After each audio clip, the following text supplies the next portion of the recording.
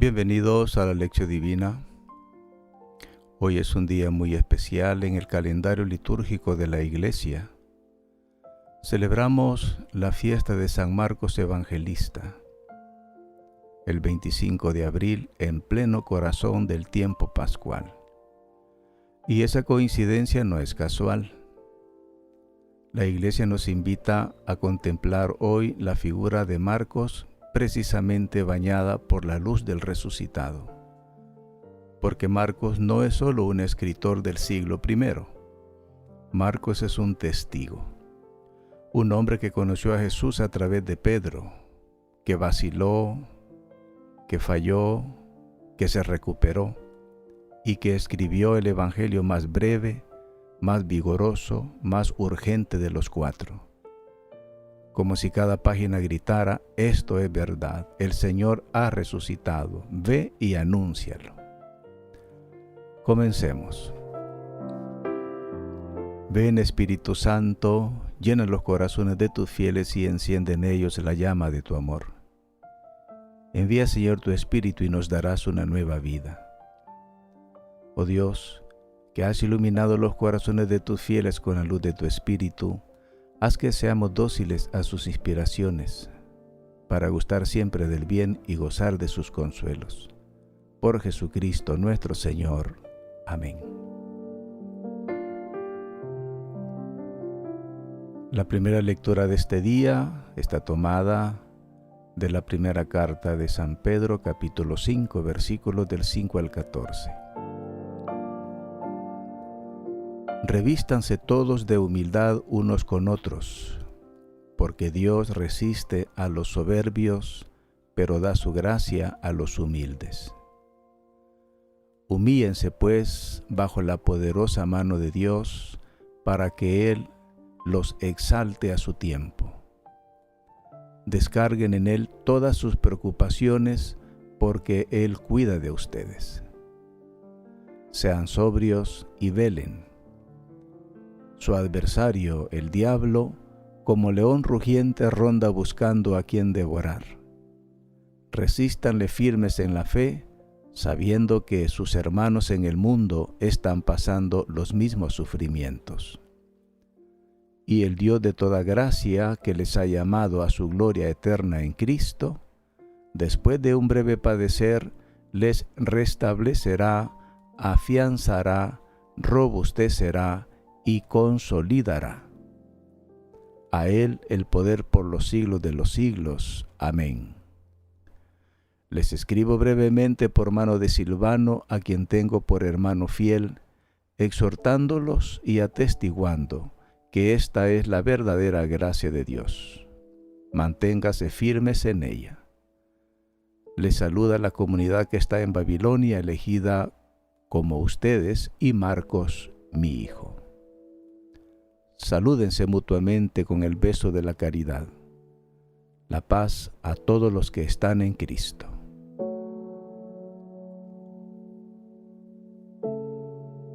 Detengámonos a contemplar esta carta.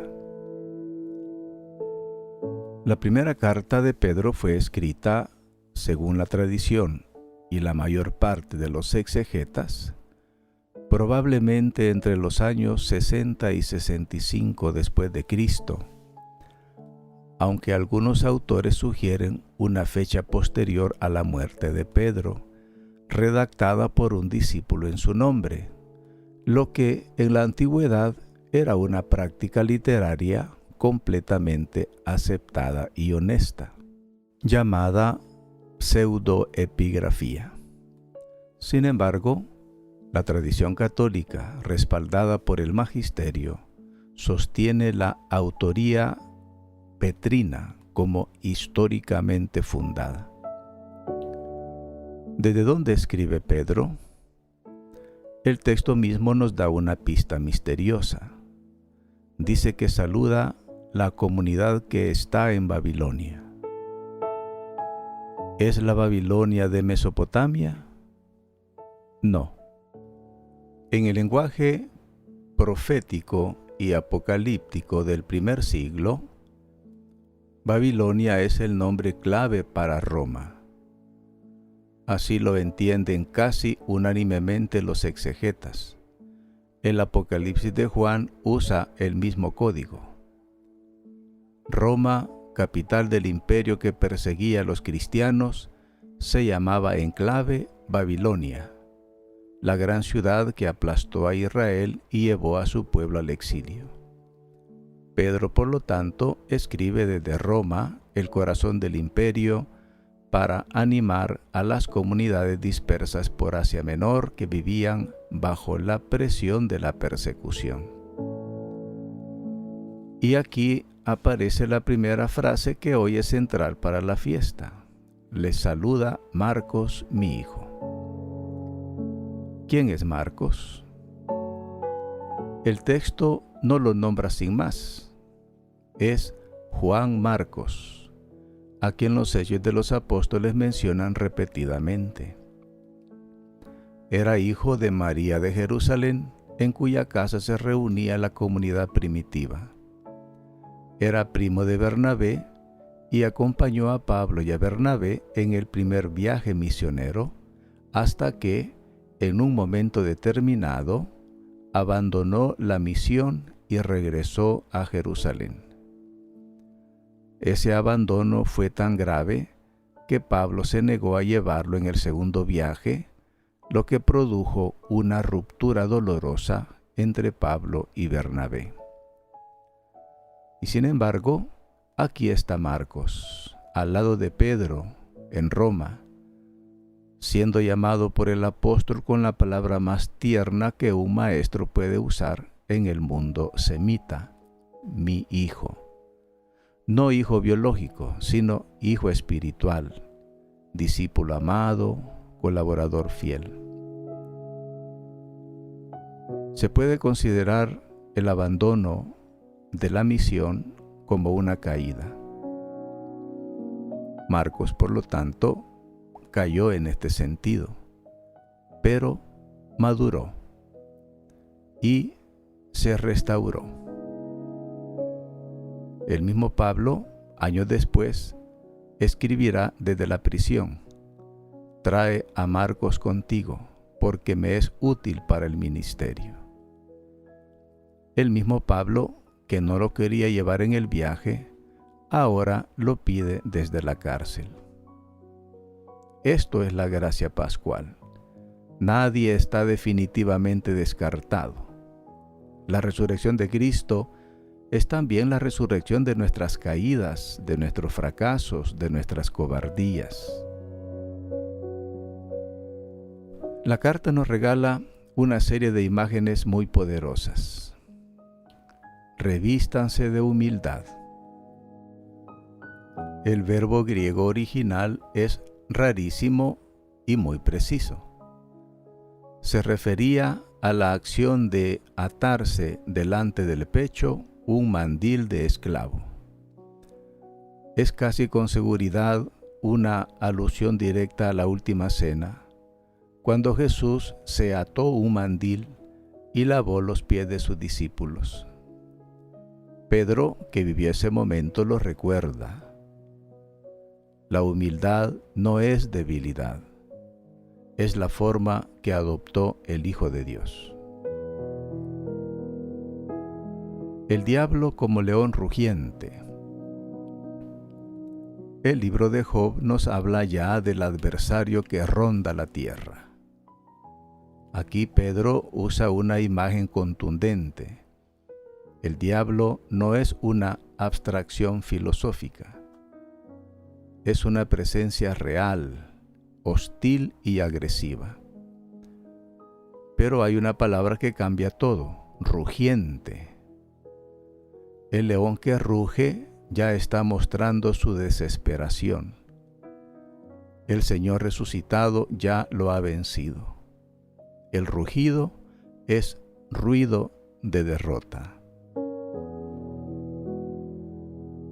El Dios de toda gracia les restablecerá, afianzará, robustecerá y consolidará.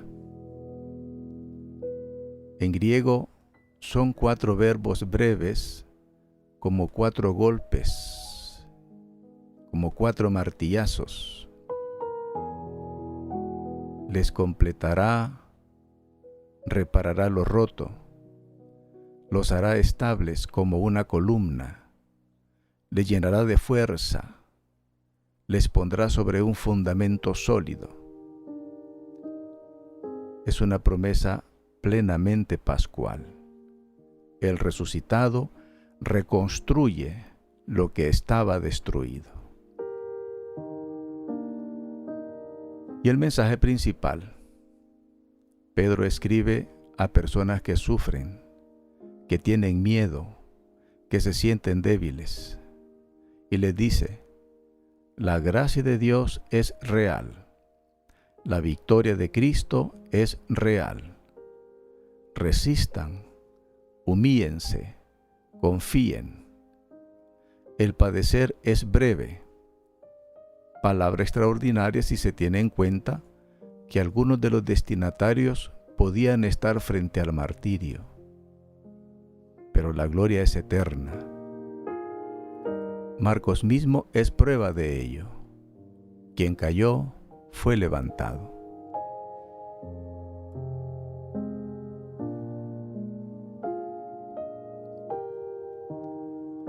El Salmo 88 o 89 en la numeración hebrea es con el que respondemos hoy a la palabra.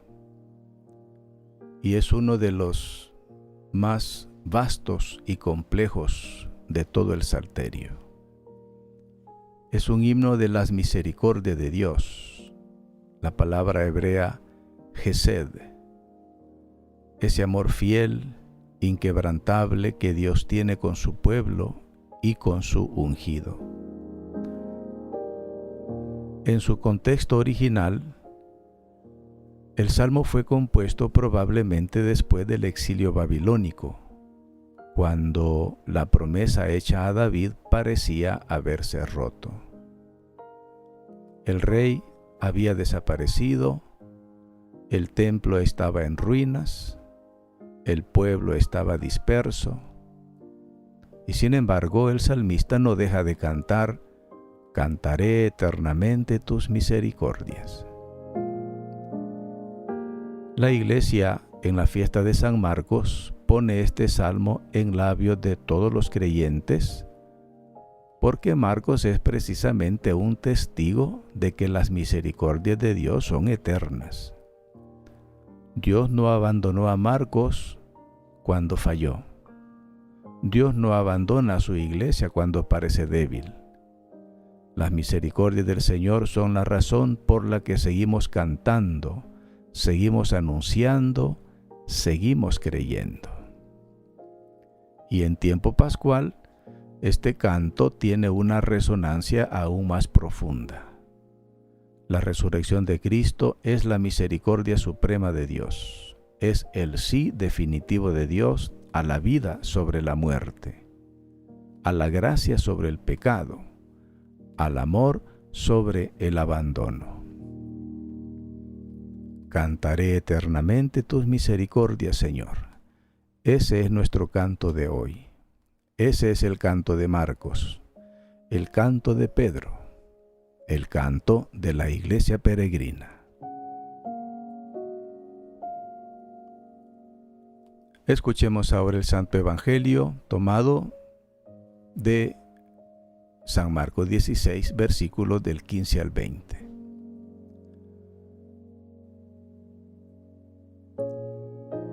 En aquel tiempo, Jesús se apareció a los 11 y les dijo: vayan por todo el mundo y proclamen el Evangelio a toda la creación.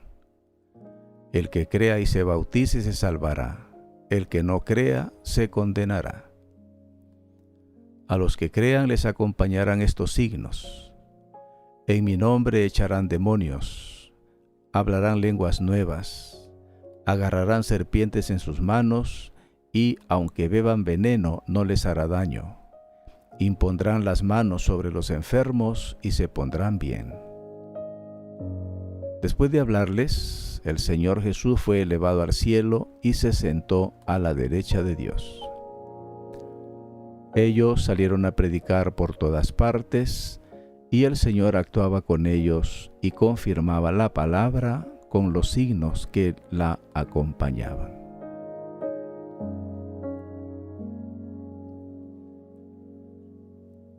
Vayan por todo el mundo y proclamen el Evangelio a toda la creación. Este mandato, conocido como el gran encargo o mandato misionero, es el corazón del texto. Veamos sus elementos. Vayan. El verbo griego utilizado implica movimiento, salida, travesía.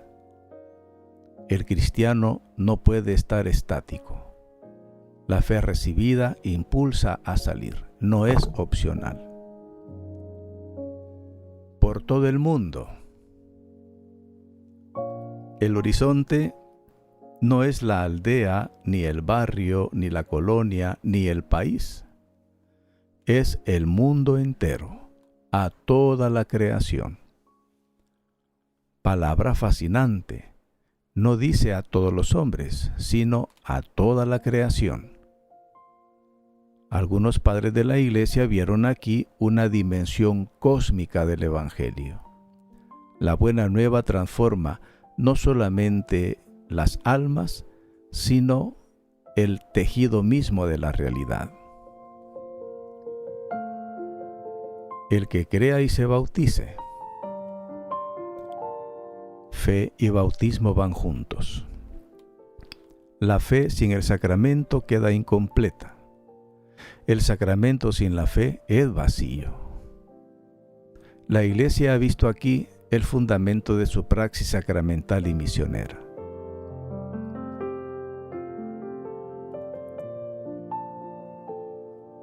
Los signos que acompañan a los creyentes: echar demonios, hablar lenguas nuevas, tomar serpientes, beber veneno sin daño, curar enfermos. ¿Esto es literal? Los sellos de los apóstoles narran exorcismos, hablar en lenguas, la picadura de una serpiente a Pablo sin consecuencias, curaciones milagrosas. La Iglesia no ha interpretado estos signos como promesas de magia, sino más bien como manifestaciones del poder del resucitado que actúa a través de los suyos. Los grandes signos que hoy acompañan a la Iglesia son las obras de misericordia, la caridad heroica, los testimonios de conversión, las vidas transformadas. Se sentó a la derecha de Dios.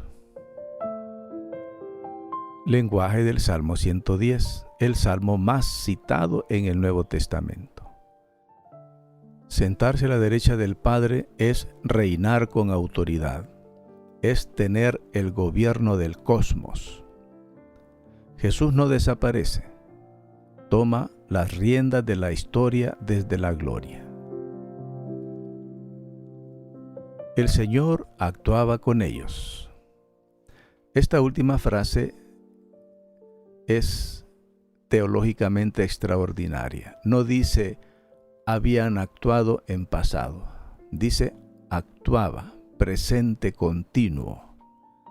El Señor resucitado sigue actuando hoy, contigo, conmigo, en cada anuncio del Evangelio.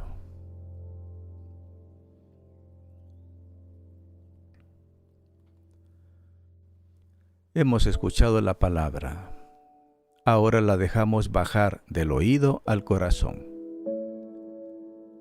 La meditación es ese momento en que no solo analizamos el texto, sino que lo dejamos hablar a nuestra vida personal.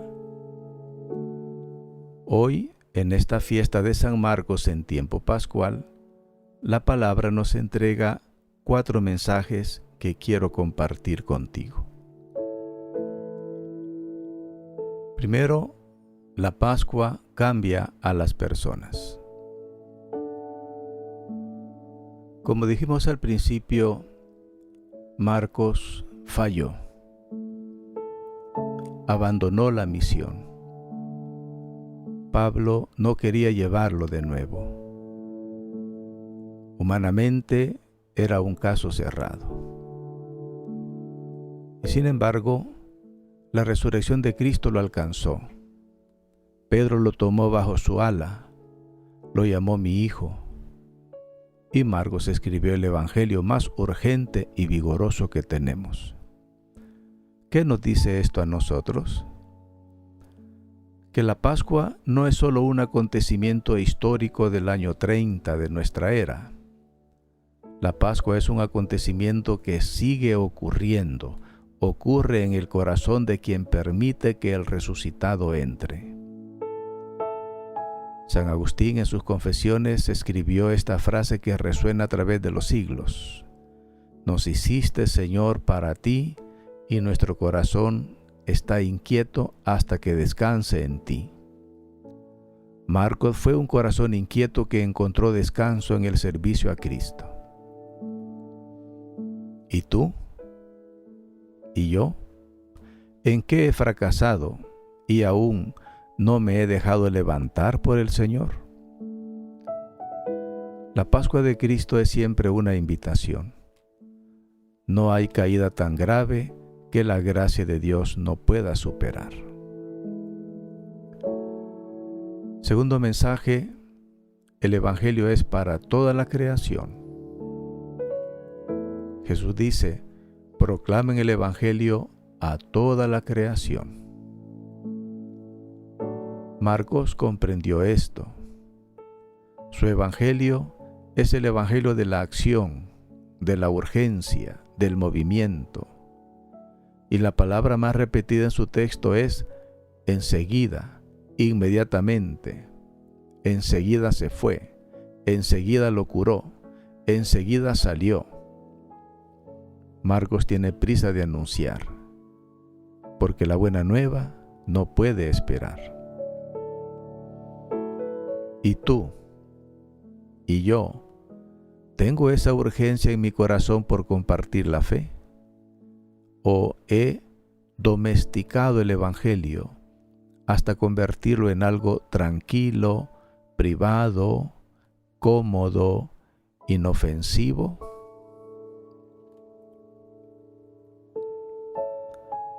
Tercer mensaje, el Señor actúa en nosotros.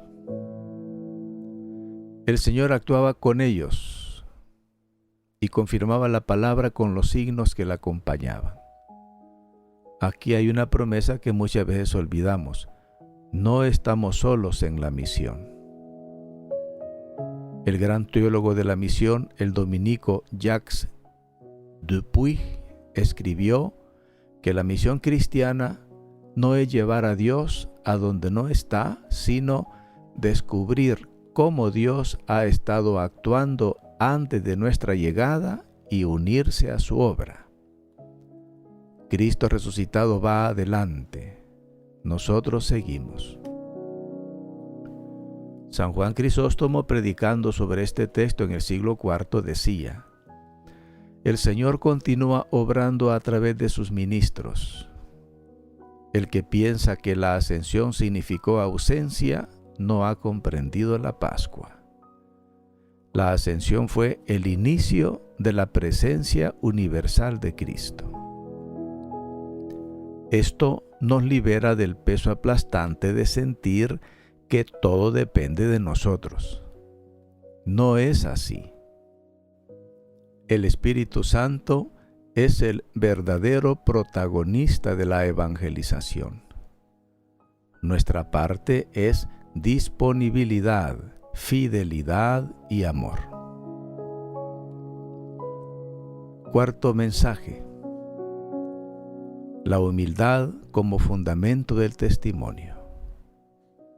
Pedro, al inicio de la carta, dice: revístanse de humildad. Parece paradójico que antes del gran mandato misionero de Marcos, la Iglesia nos ponga este texto de Pedro sobre la humildad. Pero la liturgia es sabia. No puede haber testimonio auténtico sin humildad.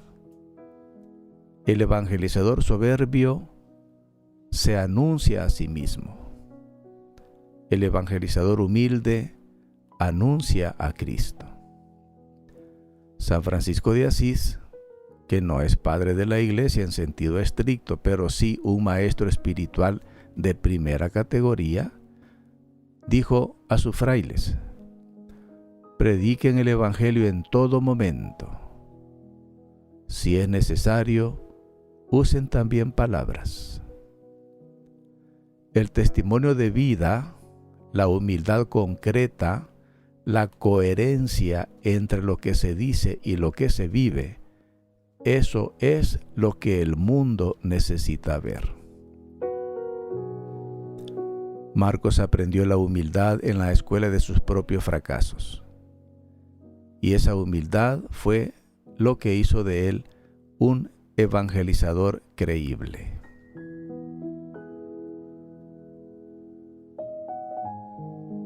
Señor Jesús resucitado, hoy tu iglesia celebra a Marcos tu evangelista. Gracias por los que, como él, pusieron por escrito tu palabra y nos la entregaron como herencia sagrada. Señor, tú levantaste a Marcos de su caída. Levántame también a mí, de mis cobardías y mis abandonos, de los momentos en que tuve vergüenza de ti, de las veces que me quedé en silencio cuando debía hablar. Revísteme de humildad como pide tu apóstol Pedro, para que no anuncie mis palabras sino las tuyas. Que yo también pueda decir con toda mi vida: le saluda Marcos, mi hijo. Que alguien algún día pueda decir que fue mi testimonio lo que le acercó a ti. Envíame al mundo con tu alegría pascual. No tengo más que darles que a ti mismo. Y tú irás conmigo porque eso prometiste, y tú siempre cumples.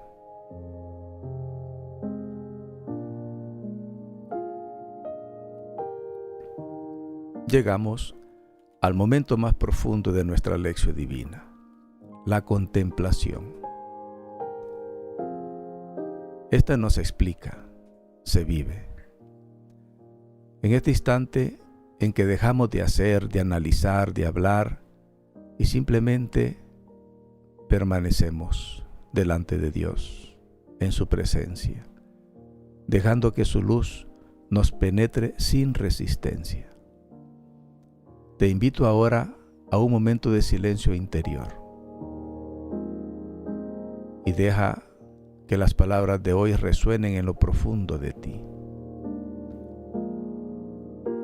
Cantaré eternamente tus misericordias, Señor.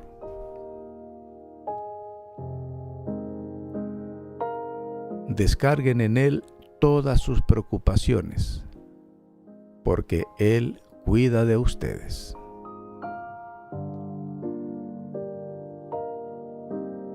Vayan por todo el mundo y el Señor actuará en ustedes.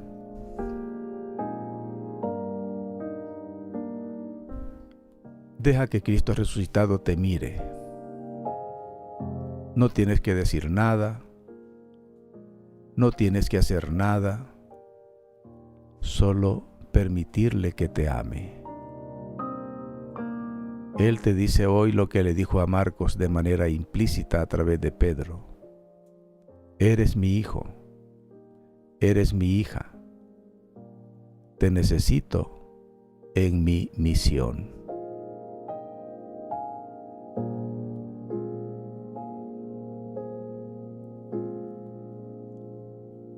Y llegamos al momento que lo cambia todo, la acción.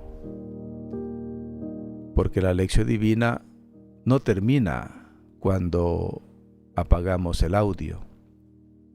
Termina cuando llevamos la palabra al mundo. El gran biblista Enzo Bianchi solía decir: si la lección divina no cambia tu comportamiento cotidiano, solo has hecho un ejercicio intelectual piadoso. Entonces, ¿qué hacemos hoy con lo que hemos escuchado? Te propongo algunas actitudes concretas, inspiradas en la liturgia de la fiesta de San Marcos.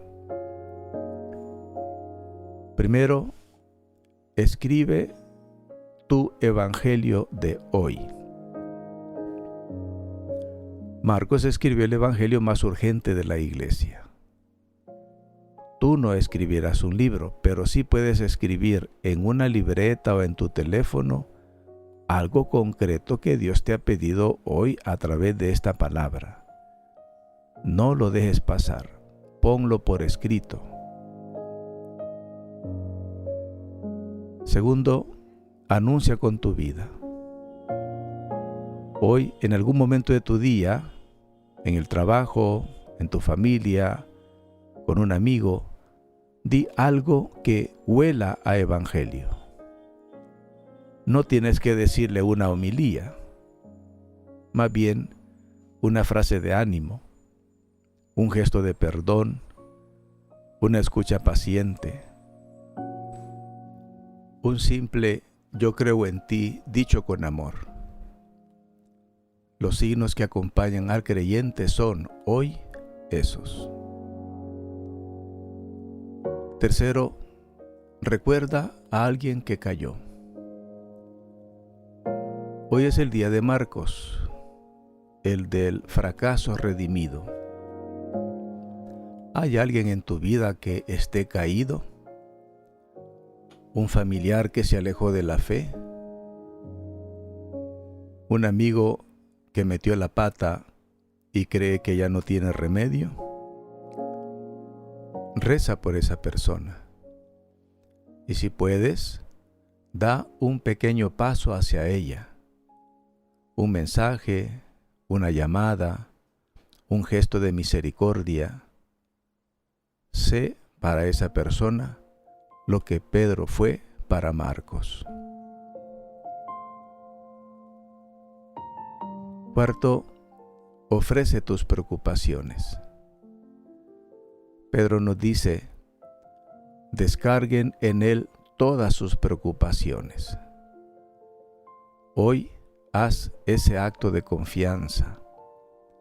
Toma mentalmente todo lo que te angustia: la salud, el trabajo, la familia, el futuro, y en un gesto simbólico, abre las manos y díselas al Señor.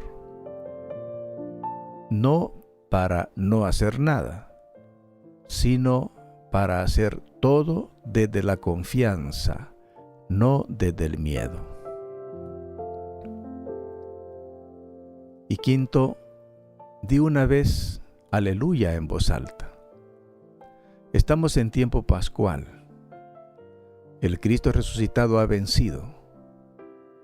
Antes de terminar el día, di en voz alta, aunque estés solo, aunque te parezca extraño: aleluya, el Señor ha resucitado. No es una broma, es una confesión de fe. Es un acto de evangelización de tu propio corazón.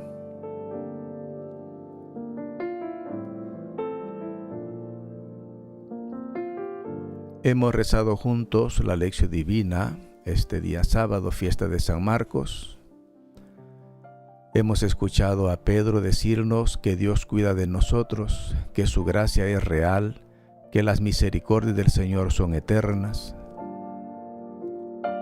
Hemos escuchado a Jesús resucitado decirnos: vayan al mundo, yo iré con ustedes. Y hemos encontrado en Marcos el que falló, el que fue levantado, el que escribió el evangelio más urgente de la historia, un hermano en el camino, un modelo de lo que la gracia puede hacer con una vida rendida a Cristo. Así, de esta manera, sal al mundo, con humildad, con alegría pascual, con la certeza de que el Señor va contigo. El Señor actuaba con ellos y confirmaba la palabra. Él actuará también contigo hoy.